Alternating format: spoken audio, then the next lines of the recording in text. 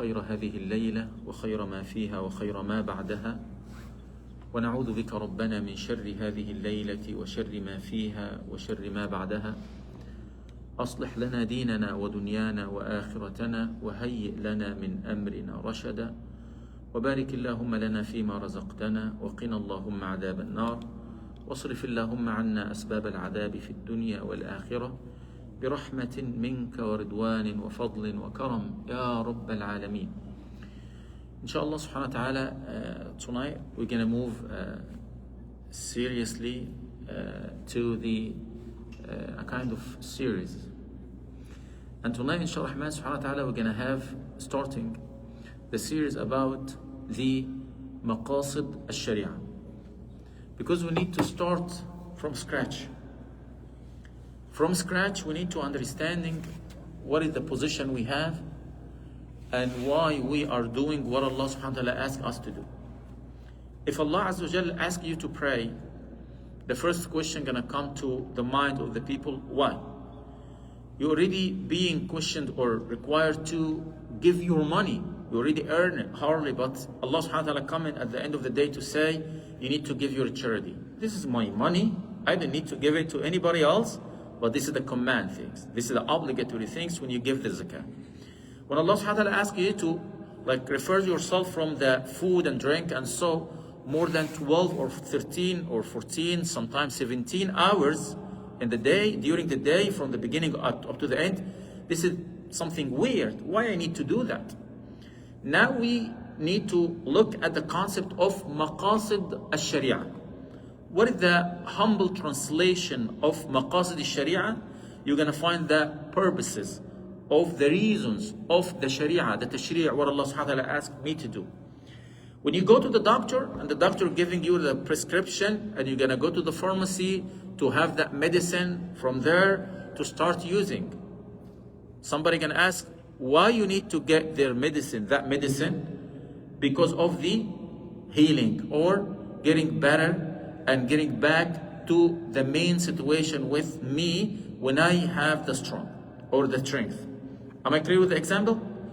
Every single thing we are doing in our life, it has a reason.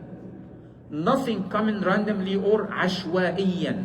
We have nothing in our life coming from the side of Allah subhanahu wa ta'ala randomly. Everything we have, it's coming with a reason or a purpose. Is that clear?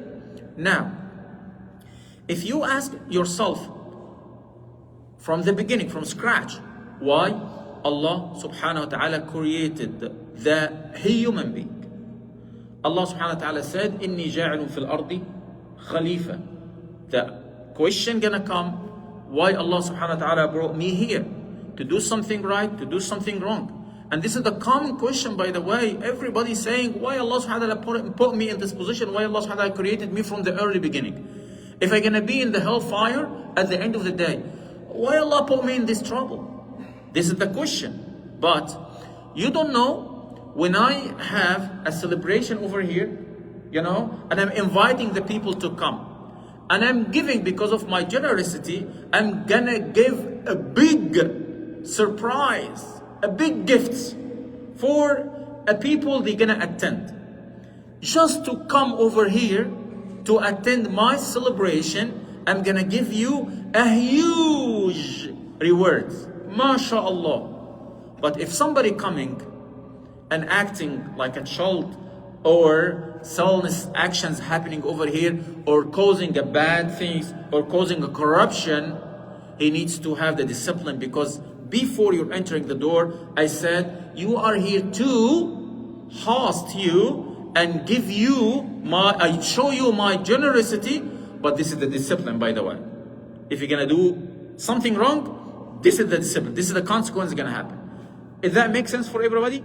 When I asked you to come from the early beginning, it was a bad thing from me or a good thing from my side to where the rest of the people are gonna come to my celebration.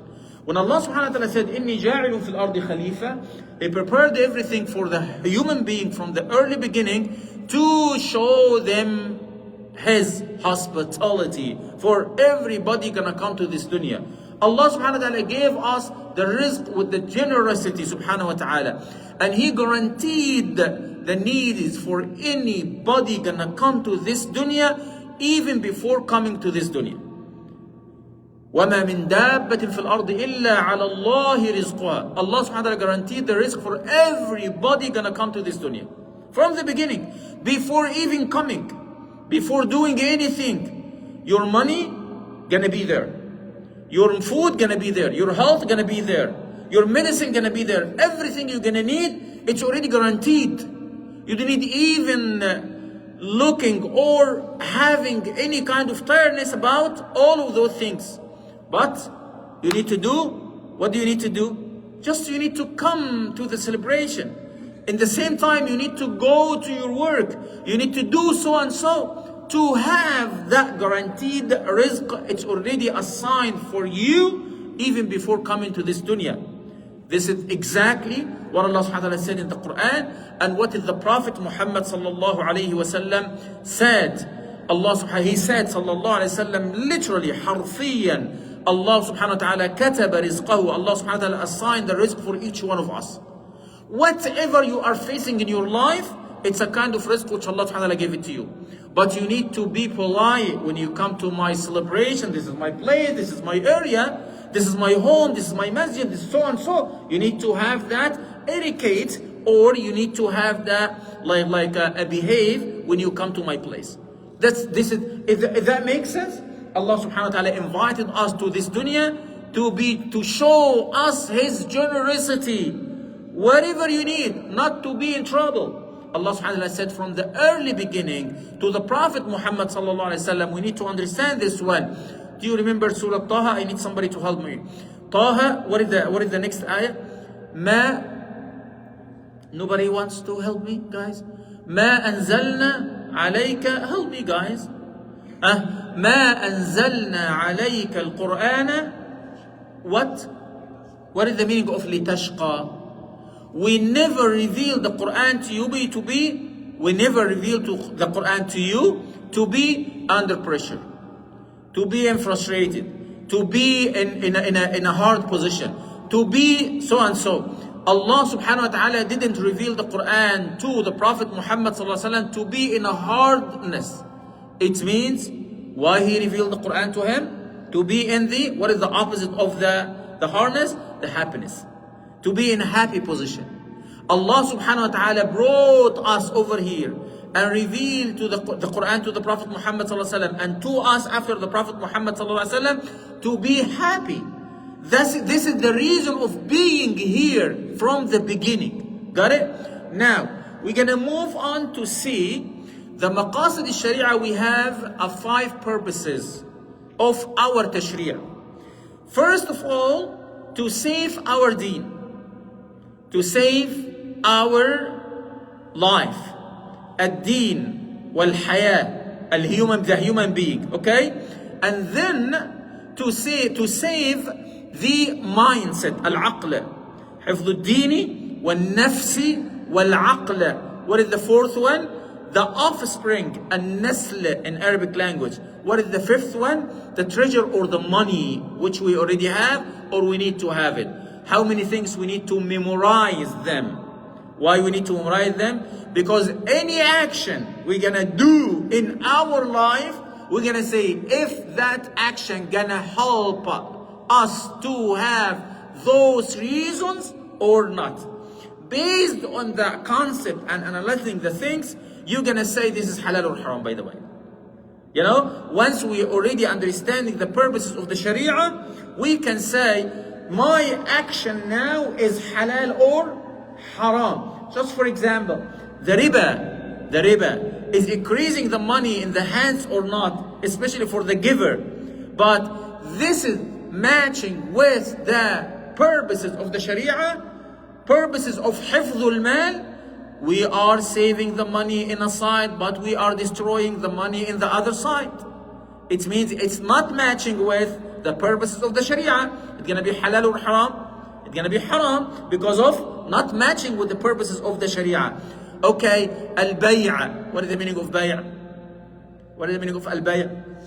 Selling. Okay. Or we can say the transaction. What is the meaning of transaction? I'm giving you something, but in the same time, I am taking something. You are giving me your money, but I'm giving you the issue. I'm gonna sell my glass to you tonight. You're gonna take my glasses, but you're gonna give me at $5, just for example. It means we have a double benefit over here. When you borrow my money and increasing the number of the interest, I'm forcing you to lose your money and your dignity on a while. Now, when we learn Maqāṣid al-Sharīʿah, we are putting ourselves of the position of the person, understanding not just the action, but the purposes of the action in a while. We have 5 purposes of our Sharia. The first one is ad-deen. Our deen, we need to protect our deen. This is the first thing we need to protect in our life. The second one is, can we repeat it together? This is ad-deen. What is the first one? Ad-deen. What is the second one? An-nafs. An-nafs, my soul. An-nafs, I need to protect myself. Now, I love to eat sugar and the sweets, but I am already in a diabetes position. Am I need to eat more sugar, more sweets? It's gonna be halal or haram? Haram. It's gonna be haram in this position, even if the sweet in itself halal. But because of I understand the reason or the purpose of the Sharia, and one of them is saving my soul, and I'm causing my soul being in a hardship, it's gonna be like haram, not halal. The knife, if I'm gonna use it with slaughtering like a sheep or whatever, it's halal to do that. It's blooding sheep over there, but with the human being, it's haram. It means I understand the purposes of the action matching with the purposes of the Sharia. Based on my understanding of those things, I'm gonna say what I'm doing is halal, what I'm doing is haram. What is the first thing we need to save? The deen. And the second one is the soul. And the third one is the mind. Because without the mind, I'm not eligible anyway to receive the message from Allah subhanahu wa ta'ala. I'm not required of the taklif which Allah subhanahu wa ta'ala gave it to the seen people, not unseen people. When we look at the fourth one, we already said this is the deen, this is the nafs, this is the aql, and the fourth one is offspring. Without the offsprings, we cannot continue our journey with the deen. By the way, when we understand that the too many spouses gonna be halal or haram, it's gonna be haram because of what? It's not matching with the purposes of the Sharia. If we're gonna bring 2 women to act like spouses, if they're halal or haram, it doesn't make any sense. It's not matching with the Sharia purposes. At that time, we're gonna have a male and female coming together to give us the offsprings, the next generation, and the next generation gonna give us another next generation, and so until the day of resurrection. All of them raising the name of Allah subhanahu wa ta'ala. The fifth one, and coming at the end, by the way, the money wise. The money wise, the treasure, or the whatever you can say, the money wise, it's the less important thing in our life. It's really important to have it in our hands, but not let that money jumping to my heart. Once the money controlling my heart, it's gonna kick out all of the 4 things coming before it. Once I am having the money in my hand and I am thinking using my mind, and my mind going straight because of my right soul, and my soul having the direction from my deen, the money gonna come going with the right direction.